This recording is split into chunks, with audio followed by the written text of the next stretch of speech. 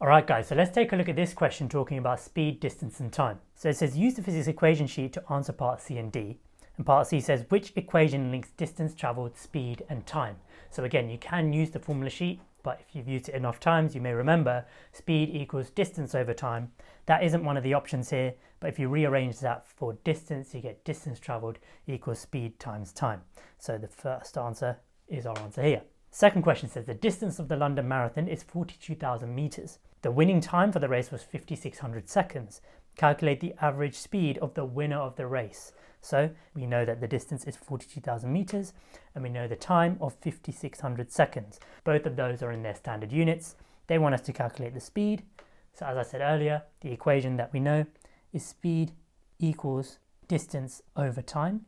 So we know distance and time, so we just substitute those in. So the distance of 42,000 divided by 5,600, and that gives us a value of 7.5 meters per second. Everything is in its standard units, so I can put that straight in here.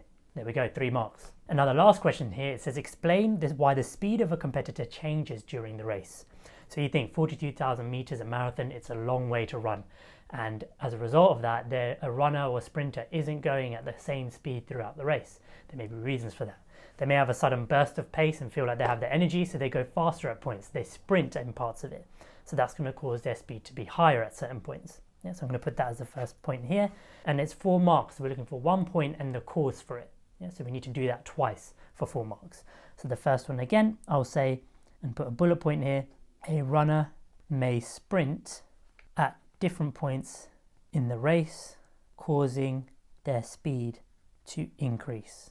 So we have 2 marks there. They might sprint in certain points. So for example, even at the beginning, they feel like they have more energy, so they'll run a bit faster. On the opposite end to that, when you get near to the end of a marathon, you've run a long way and you're starting to feel tired. So when you're tired, you have less energy to run. You may not run as fast as you would have at the beginning. So we'll say for the second 2 marks, as a runner becomes tired, they use less force and run more slowly, and so their speed decreases.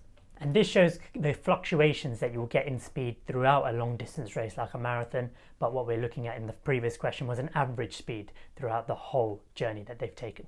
And that's 4 marks.